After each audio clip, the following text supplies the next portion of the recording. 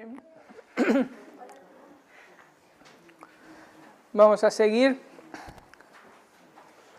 con la confesión de fe y esta vez vamos a estar hablando acerca del arrepentimiento, acerca de lo que es el arrepentimiento. En esta ocasión vamos a dividirlo en 4 partes, o en 4 puntos vamos a hacer, que va a ser el primero, ¿qué es el arrepentimiento para vida? El segundo punto es la diferencia entre fe y arrepentimiento. El tercer punto, la naturaleza del arrepentimiento, y vamos a hacer ahí una analogía de la figura de un árbol. Y después vamos a tener la conclusión de por qué me debo arrepentir. Entonces, ¿qué es el arrepentimiento para vida?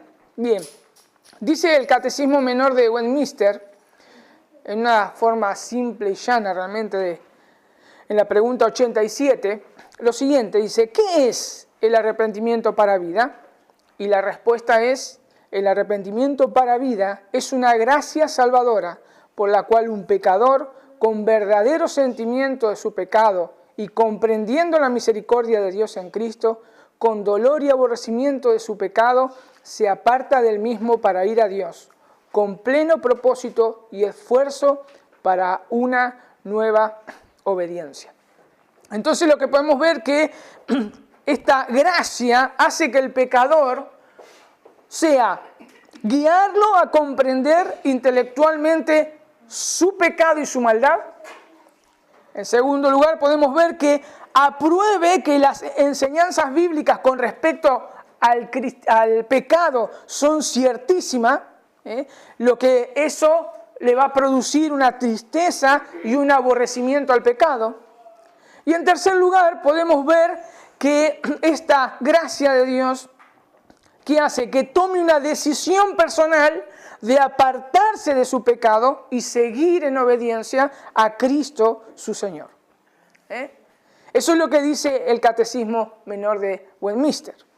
Entonces, el arrepentimiento no es solamente un cambio en la mentalidad. Es cierto, obviamente, es cierto que la palabra significa un cambio de mente.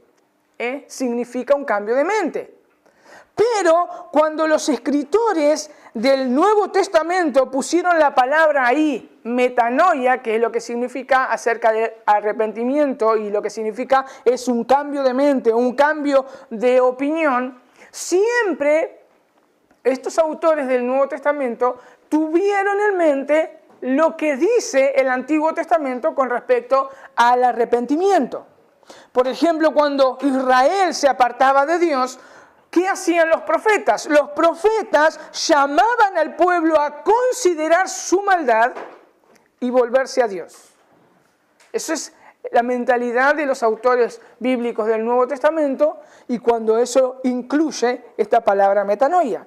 Entonces, el arrepentimiento no solo incluye el intelecto, esto es saber más de Dios y de su verdad, no solamente incluye eso, sino también involucra la moral, la voluntad, la moral, la conciencia del individuo. Lo que esto lo lleva a hacer al individuo es tomar una decisión y volverse a Dios por ese conocimiento adquirido. Entonces nosotros podemos ver que no solamente entonces incluye el intelecto, sino incluye la voluntad. Pero no solamente incluye la voluntad, también nosotros no podemos olvidarnos que incluyen los sentimientos. Al conocer su pecado, su maldad, le produce al pecador una tristeza y un rechazo absoluto de su antigua dirección a la cual se dirigía. Y por otro lado, produce en el pecador un gran gozo por el conocimiento adquirido nuevo por Dios y su obra a favor de Él. Y también ese gozo de poder transitar en este nuevo caminar. Incluyen todo el aspecto del ser humano, su intelecto, su voluntad y sus emociones. Entonces, ya sabemos que es el arrepentimiento genuino, Esto nos lleva a pensar que debemos cuidarnos de dos posibles errores. Uno es que no podemos exigirle a la persona arrepentida que primero viva una vida cambiada para después decirle o darle la seguridad del perdón.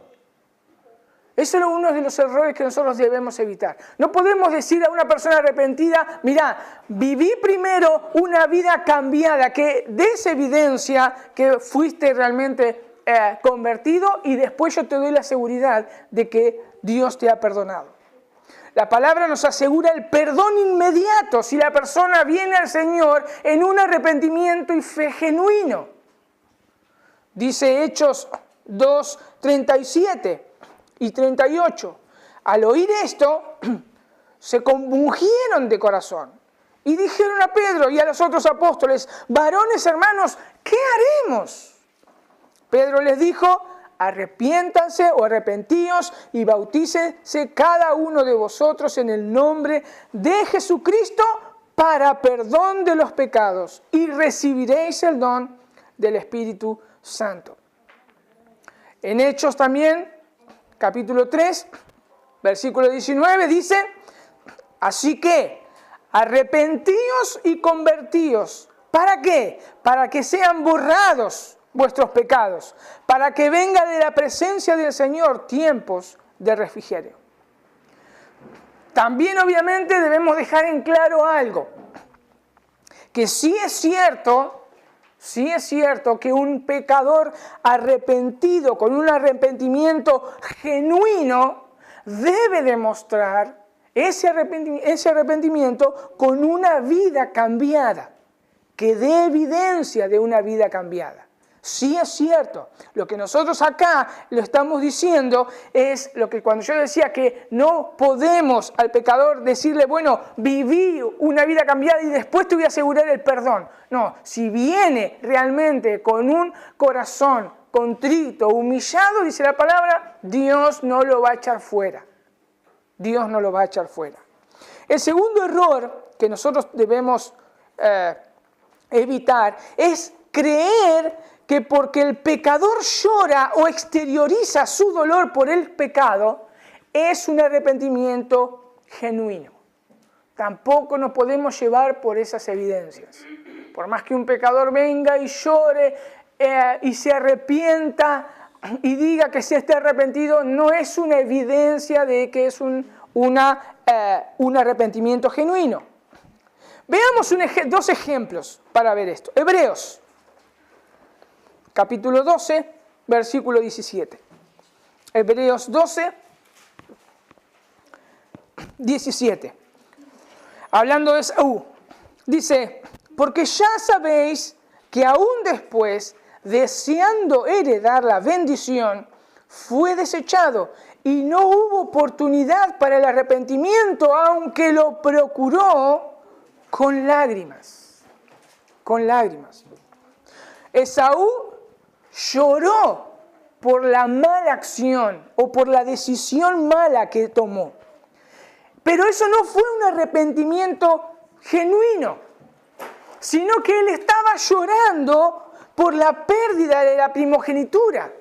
En otras palabras, lo que Esaú estaba llorando y se había arrepentido era porque había perdido la herencia de su padre. Por eso lloró Esaú. Pero veamos otro ejemplo. Mateo 27. Mateo 27, versículo 3.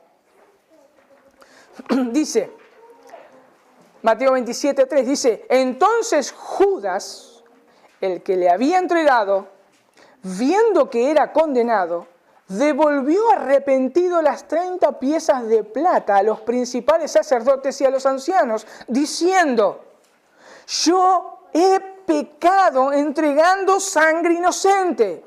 Mas ellos le dijeron, ¿qué nos importa a nosotros? Allá tú. Y arrojando las piezas de plata en el templo, salió y fue y se ahorcó. Judas se arrepintió de su maldad. Se arrepintió de su maldad, pero no reconoció que había pecado contra un Dios justo y santo. Él se arrepintió porque temió al castigo. Fíjense que la Escritura dice, viendo que era condenado. Él sintió ese peso del pecado y se vio condenado. Y por eso se arrepiente, por miedo a la condenación. Entonces, al considerar estos errores comunes, podemos tener en cuenta lo siguiente. Uno es que cuando prediquemos el Evangelio, nosotros lo que debemos hacer sí es llamar a la persona, al pecador, al arrepentimiento y fe y asegurarles que hay perdón si lo hacen de corazón. Y en segundo lugar, no porque una persona exteriorice su pesar es una evidencia de un verdadero arrepentimiento. Porque quizá una persona, cuando nosotros le prediquemos el Evangelio, puede ser que le tema el castigo. Y no venga Dios en un arrepentimiento genuino. Entonces pudimos ver qué es el arrepentimiento para vida. Ahora vamos a ver la diferencia entre fe y arrepentimiento. En primer lugar, debemos entender que ambos, fe y arrepentimiento, suceden en el mismo momento. Esto es, en la conversión. No son casos aislados. No son casos aislados. Tienen un punto de inicio. Ambos tienen un punto de inicio. Y eso es cuando uno nace de nuevo. En ambos, en el arrepentimiento y en la fe. Ahora, nosotros tenemos que entender que es un error decir que alguien acepta a Jesús como Salvador, pero no como Señor. Porque no podemos ir a Cristo como Salvador sin abandonar nuestra vida pecaminosa y andar en obediencia en Él o ante Él. No podemos. Es un error. Jesús fue claro en sus demandas. Fíjense ahí en Mateo 11, 28. Mateo 11, 28 y 29. Dice, venid a mí, fíjense, venid a mí todos los que estáis trabajados y cargados, y yo los haré descansar. Llevad mi yugo sobre vosotros y aprended de mí, que soy manso y humilde de corazón, y hallaréis descanso para vuestras almas. El Señor inmediatamente que invita a la persona a venir a Él en arrepentimiento y fe, reconocerle como Salvador, les da una orden. Les da una orden. Y eso requiere una obediencia, una respuesta al señorío. Jesús le dice, lleven mi yugo. Vengan a mí. Pero después le dicen, lleven mi yugo. Lleven mi yugo. Como vemos, entonces nadie puede decir que aceptó a Jesús como Salvador y después, 3 años después, lo acepta como Señor. Porque las demandas del Señor no lo permiten. Cuando vamos a Jesús en arrepentimiento y fe, se acepta a Jesús como Salvador y como Señor. Como Señor. Ahora sí, en la conversión ocurren 2 cosas. Y aquí vemos la diferencia. Dice un autor, la conversión es un acto único de volverse uno del pecado en arrepentimiento y acudir a Cristo en fe.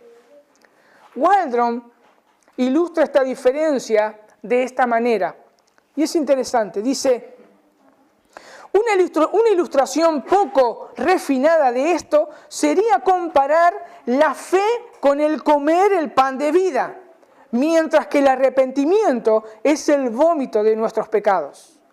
El arrepentimiento vacía el estómago espiritual del pecado y el yo y produce hambre por el pan de vida. Esa es la diferencia entre el arrepentimiento y la fe. Lo que hace el arrepentimiento entonces es producir un aborrecimiento, una tristeza del pecado porque ofendí a Dios. Mientras que la fe lo que produce en el pecador es correr a Cristo, pedirle perdón por mis pecados, confiar en Él y ampararme en su obra redentora. Eso es lo que hace la fe. Entonces ya conocemos qué es el arrepentimiento para vida, ya conocemos lo que no es el arrepentimiento para vida, la diferencia que hay con la fe. Ahora lo que podemos hacer es unir todos estos elementos y, como decíamos al principio, hacer una analogía, una figura con respecto de un árbol. Y podemos ver entonces la naturaleza del arrepentimiento. Esto tengo que decir que esta analogía con la cual voy a estar desarrollando, no la hice yo, obviamente. Esta es tomado del libro Exposición de la Confesión de Fe de 1689 por Samuel Waldron, que lo voy a estar citando muchas veces. Ahora, esta analogía se divide en 4 elementos, que obviamente tengo que estar pensando en un árbol. Primero, el suelo, las raíces, el tronco y las ramas y los frutos. Y podemos decir el suelo, el terreno del arrepentimiento. Las raíces del verdadero arrepentimiento. El tronco y las ramas del verdadero arrepentimiento y los frutos del verdadero arrepentimiento. Exploremos entonces el terreno del arrepentimiento. ¿Cuál es ese terreno que nosotros estamos hablando? Obviamente, antes de conocer cuál es el terreno, nosotros debemos dejar en claro que el arrepentimiento es una gracia de Dios. Esto quiere decir que es un don de Dios.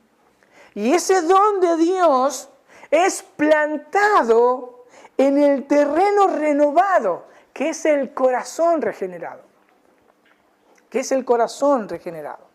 Cuando nosotros hablamos de esta gracia que es el arrepentimiento, lo podemos ver, por ejemplo, en Hechos 5:31. Fíjense, Hechos 5:31. Dice, a este Dios ha exaltado con su diestra por príncipe y salvador. ¿Para qué? Para darle a Israel arrepentimiento y perdón de pecados. Hechos 11, versículo 18. 11, 18. Dice, entonces, oídas estas palabras, callaron y glorificaron a Dios, diciendo, de manera que también a los gentiles ha dado Dios arrepentimiento para vida. Pero también veamos en 2 de Timoteo. 2 de Timoteo, capítulo 2, versículo 25. Dice, que con mansedumbre corrija a los que se oponen, por si quizá Dios le conceda que se arrepientan para conocer la verdad. Es una gracia de Dios, un don de Dios, el arrepentimiento. Entonces, ese corazón renovado, hecho nuevo, que es obra de Dios, Dios lo que hace también es colocar en ese terreno que Él preparó, colocar ese don, ese don. Entonces, ya conociendo el terreno, que es la gracia salvadora de Dios, que es el corazón regenerado, ahora vamos a pasar ¿a qué? A ver las raíces. Las raíces del verdadero arrepentimiento. Y la pregunta que nosotros nos podemos hacer es, ¿qué función cumplen las raíces de un árbol?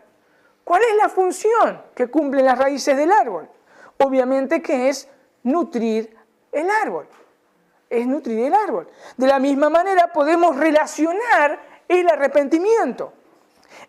El arrepentimiento, se nutre de 2 grandes raíces, podemos decir, o 2 grandes convicciones. ¿Cuáles son? Una es verdadera sensación de pecado y 2, una comprensión de la misericordia de Dios en Cristo. Si nosotros vamos prestando atención, lo que se está desarrollando acá es la respuesta de la Confesión de Fe de Westminster. Una verdadera sensación de pecado es la primera raíz y la segunda raíz, una comprensión de la misericordia de Dios en Cristo Jesús. Veamos 2 ejemplos. Primero el Salmo 130. Salmo 130. Salmo 130, versículo 1 al 4. Yo lo voy a leer de la Biblia de las Américas porque me pareció mejor. Dice, bueno, obviamente que la Biblia de las Américas comienza ese cántico de ascenso gradual. Desde lo más profundo, oh Señor, he clamado a ti.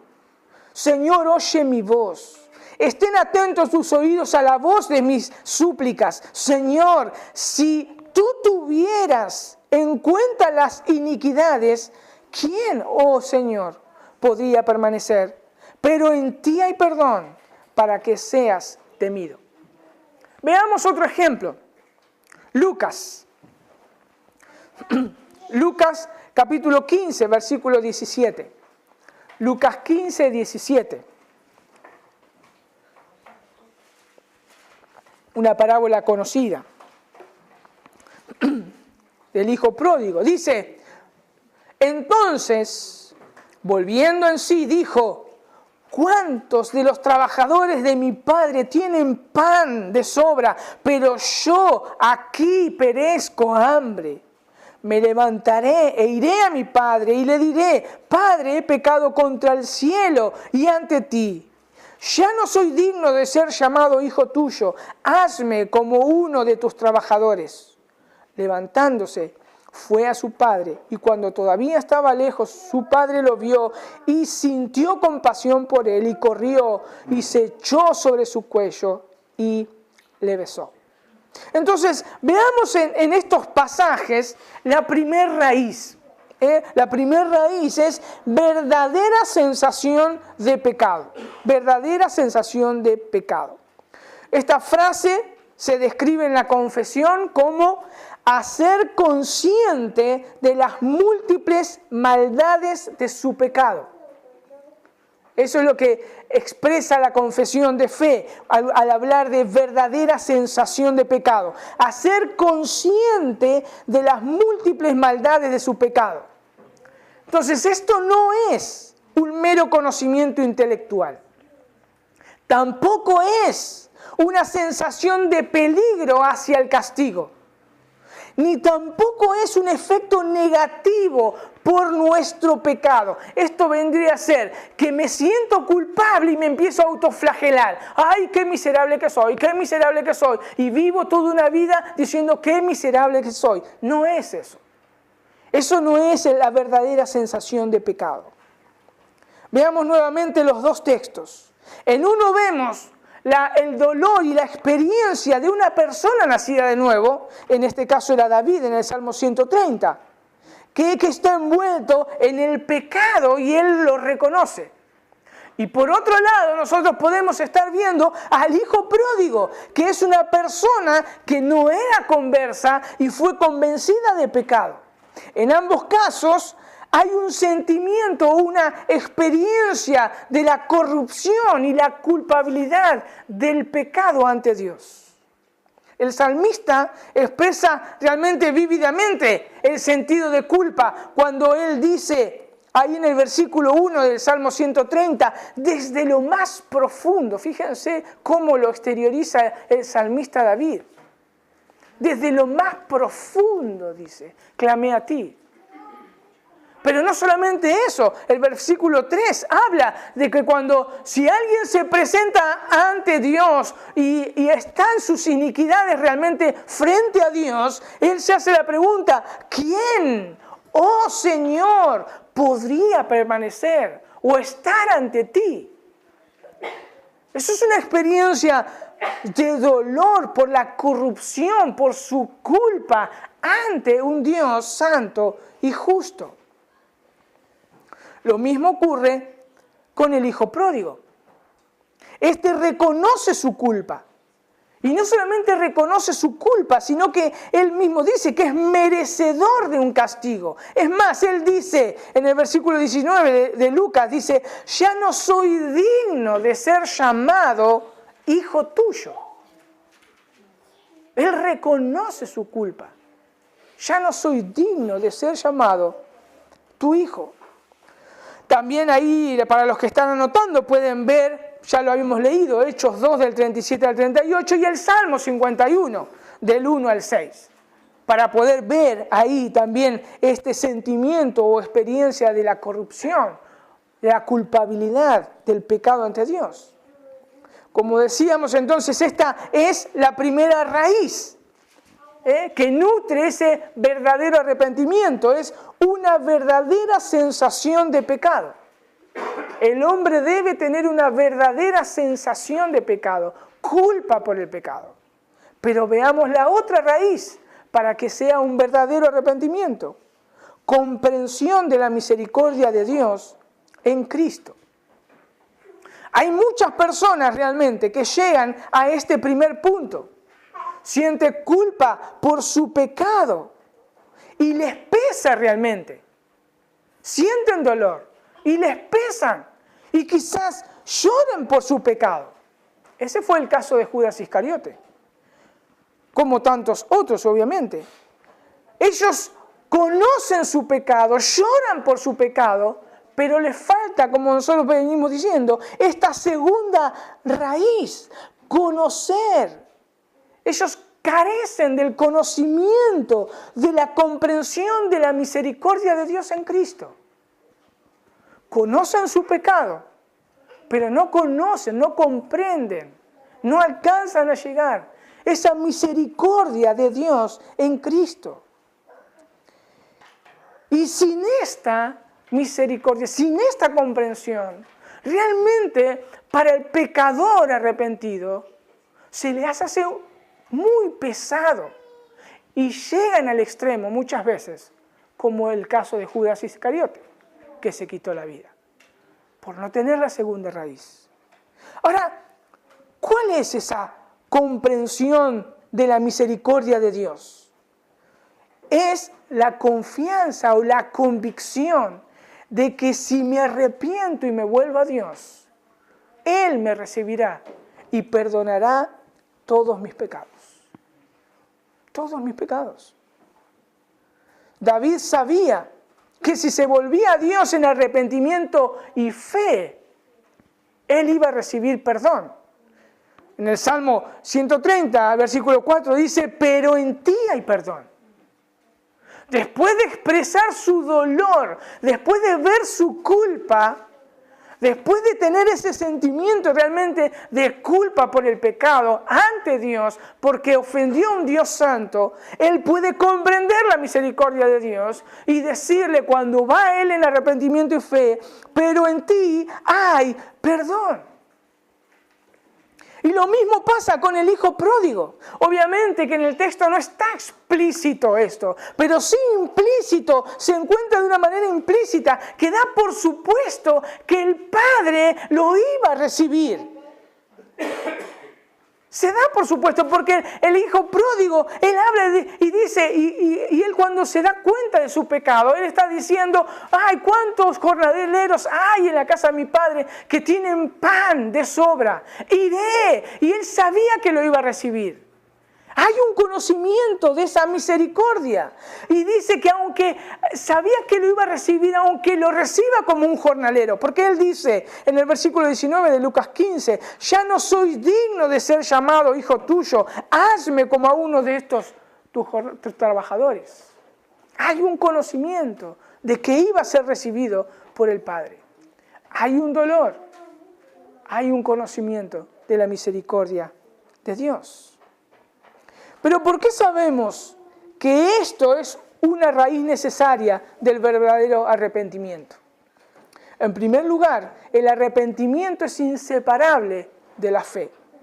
Yo voy a ir rápido ahora con estos textos. Marcos 1:15 y diciendo, el tiempo se ha cumplido y el reino de Dios se ha acercado. ¿Qué debían hacer? Arrepentíos y creed en el Evangelio.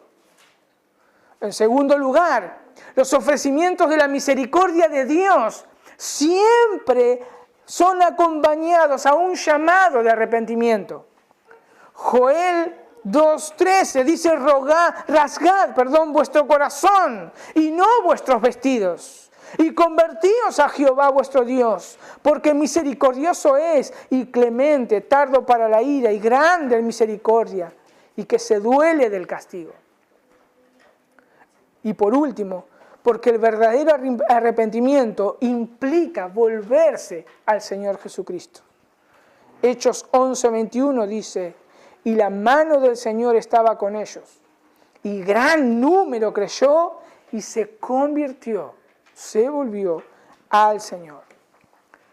Entonces hasta acá tenemos lo que es la tierra, el corazón nuevo, la gracia de Dios. Tenemos las raíces que nutren ese verdadero arrepentimiento, que es una verdadera sensación de pecado y una comprensión de la misericordia de Dios en Cristo. Ahora vamos a pasar a ese tronco y las ramas del verdadero arrepentimiento. ¿Qué implican estas dos imágenes?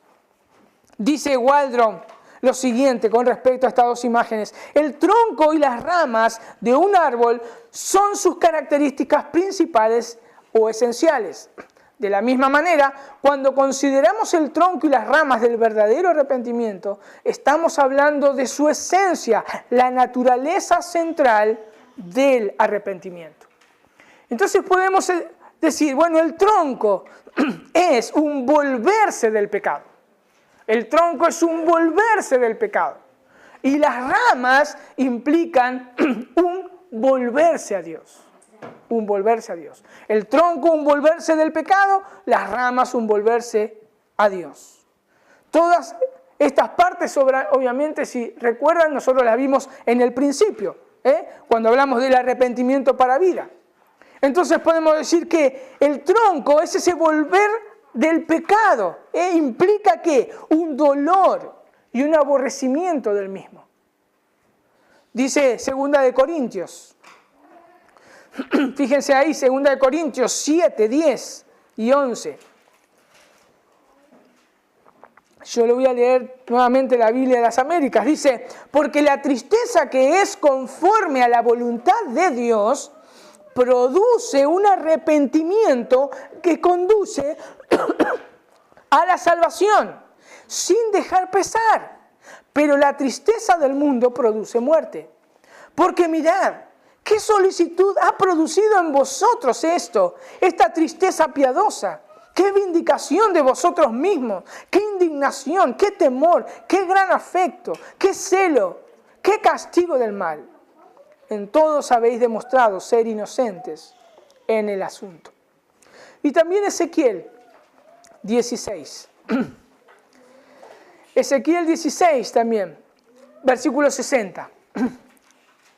Dice Ezequiel 16:60, dice, yo recordaré sin embargo mi pacto contigo en los días de tu juventud y estableceré para ti un pacto eterno. Entonces te acordarás de tus caminos y te avergonzarás cuando recibas a tus hermanas, la mayor que tú y la menor que tú, y te las daré por hijas, pero no por causa de tu pacto. Estableceré mi pacto contigo y sabrás que yo soy el Señor, para que recuerdes y te avergüences y nunca más abras la boca a causa de tu humillación, cuando yo te haya perdonado por todo lo que has hecho, declara el Señor. Estos pasajes realmente muestran de una manera vívida acerca del arrepentimiento, de esa aflicción, de esa vergüenza, de esa indignación por el pecado. Y causa en el pecador un abandono del mismo. Un abandono del mismo. Y este es el tronco. Causa una tristeza y un abandono del pecado. Y sus ramas entonces es volverse a Dios. Es buscar su misericordia. Volver a sus caminos. Es volverse a Dios para adorarle. En Hechos 20:21 dice, testificando solemnemente, tanto a judíos como a griegos, del arrepentimiento para con Dios y de la fe en nuestro Señor Jesucristo. Dice Waldron lo siguiente, de la misma manera que la fe es un movimiento del alma hacia Cristo, así el arrepentimiento es un movimiento del alma hacia Dios. Hacia Dios. Y esto es lo que sucedió con el hijo pródigo. No solo fue convencido de pecado, No solo él vio su miseria en ese momento, él también pudo ver la misericordia que iba a tener su padre cuando le reciba. Pudo ver estas dos cosas, pero no se quedó ahí, porque ese es el punto.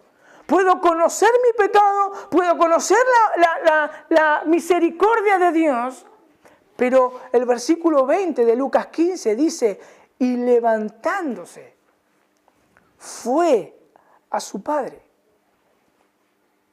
Este hombre no estaba convencido solamente del pecado y de la misericordia de Dios.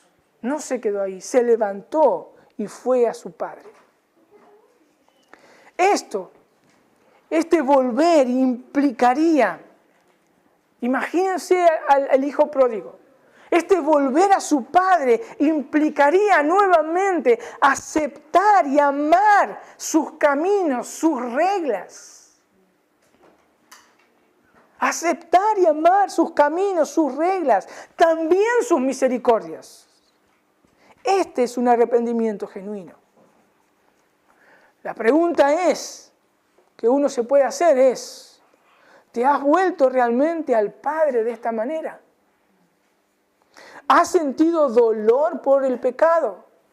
¿Has conocido la misericordia de Dios?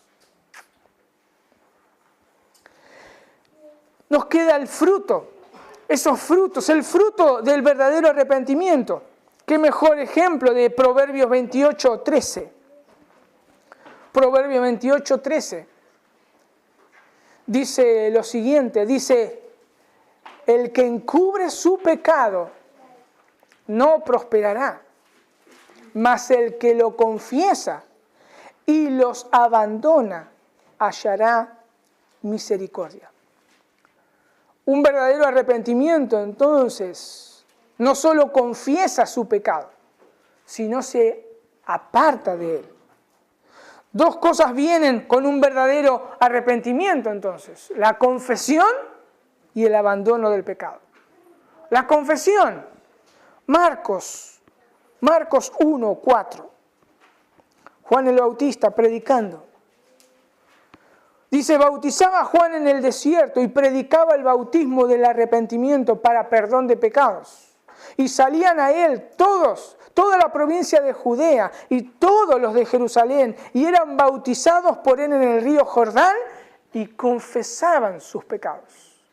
Confesaban sus pecados. Lucas 17, versículo 3 y 4. Dice, mirad por vosotros mismos.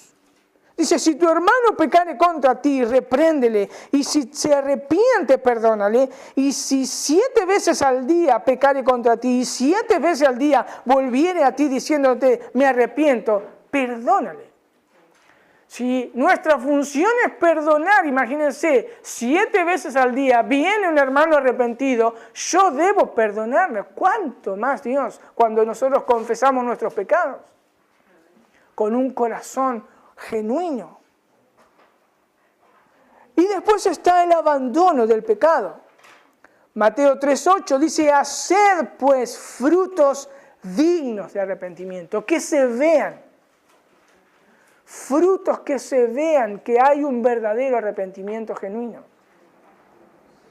Primera de Tesalonicenses 1:9 y 10. Primera de Tesalonicenses 1:9 y 10.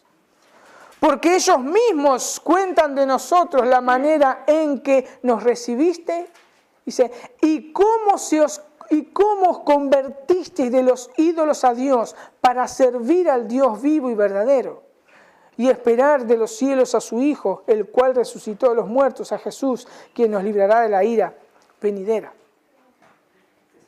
En el arrepentimiento hay un fruto de abandono y servir a Dios.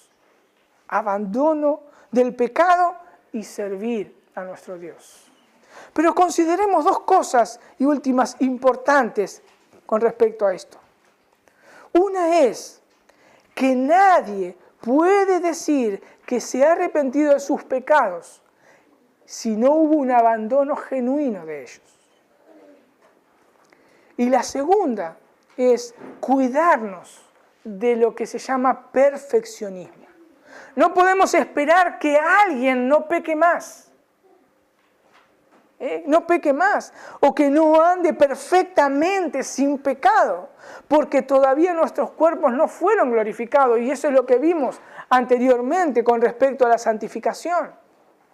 Dice Waldron, abandonar el pecado no es lograr una obediencia perfecta o impecable para siempre, es un genuino propósito y esfuerzo con ese fin. Con ese fin.